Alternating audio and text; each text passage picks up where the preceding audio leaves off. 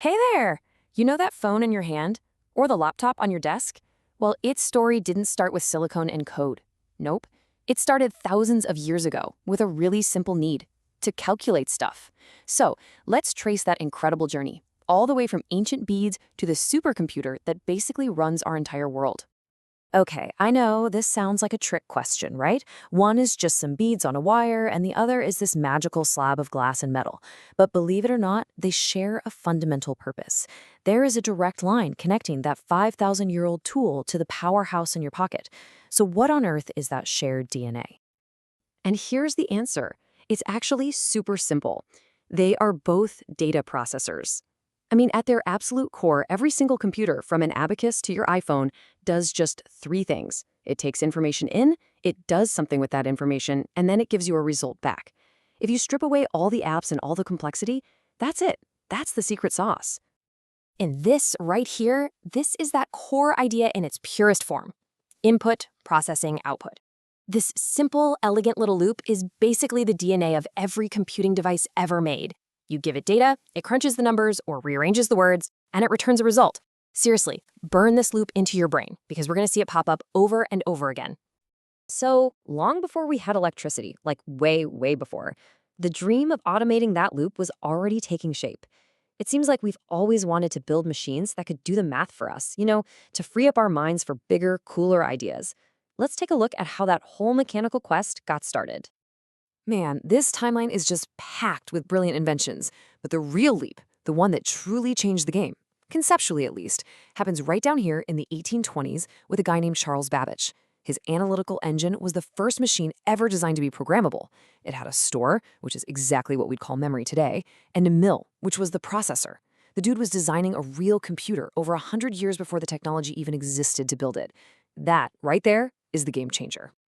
The mechanical era really laid the groundwork, but once electronics came on the scene, boom! It was like a Cambrian explosion for computing. This new era is defined by 5 distinct generations, and each one represents this massive leap forward in power and, at the same time, a crazy reduction in size. Okay, check this out, because the jump here is massive. The first generation ran on these things called vacuum tubes. The famous ENIAC computer, for instance, it used 18,000 of them and weighed 30 tons. They were gigantic, they got incredibly hot, and they were always burning out. Then along comes the transistor. This was like swapping out a hot, clunky old light bulb for a tiny, cool, and super reliable little LED. This one change was a total revolution. It made computers smaller, faster, and way, way more dependable. So the next leap was just as brilliant. The thinking went something like this. Why are we using thousands of individual transistors when we could just print them all onto a single little piece of silicone? And that was it. That was the invention of the integrated circuit, or what we all just call the chip. All of a sudden, computers that once filled an entire room could start to shrink down to the size of a desk. And then came the masterpiece of making things tiny, the microprocessor. Now, this wasn't just a bunch of transistors on a chip. This was the entire brain of the computer, the central processing unit, the CPU, all crammed onto one tiny little square of silicone. This is the one.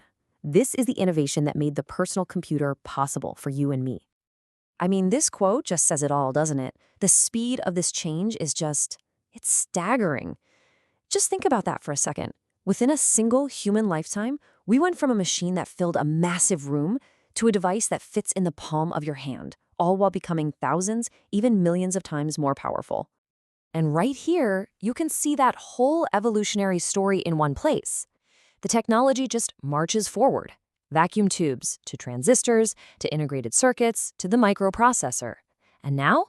Well, now we're in the 5th generation, which is all being defined by artificial intelligence. The pattern is just undeniable. With every single step, computers get smaller, faster, and more reliable. You see that 4th generation's microprocessor? It didn't just change computers, it changed everything. It changed society. Because for the first time ever, all of this incredible power was affordable and small enough to leave the big research labs and come into our homes and our offices. The very first form this revolution took was, of course, the classic desktop PC. Suddenly, this massive power wasn't just for huge corporations. It was a machine that could sit on your desk. It became the hub for work, for creativity, and eventually for all our entertainment.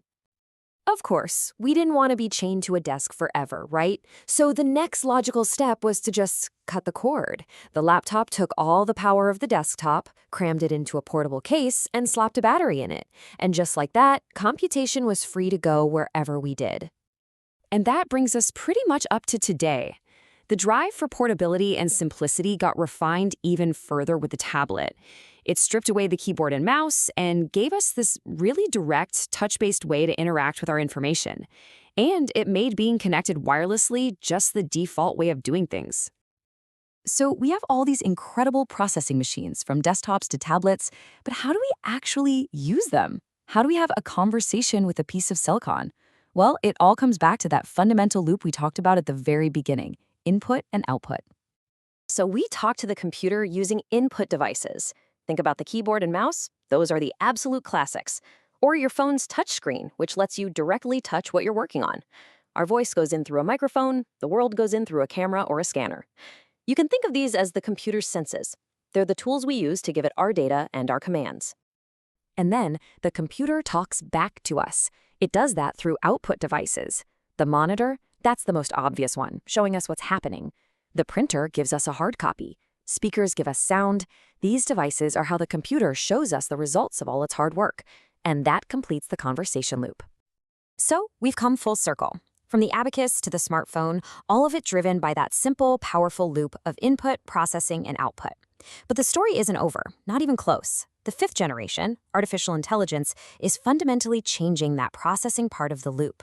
So the real question for our future is this: what happens when that conversation we have with our machines stops being just a set of commands and starts being a dialogue between two different kinds of intelligence? That is the next unwritten chapter in this amazing story.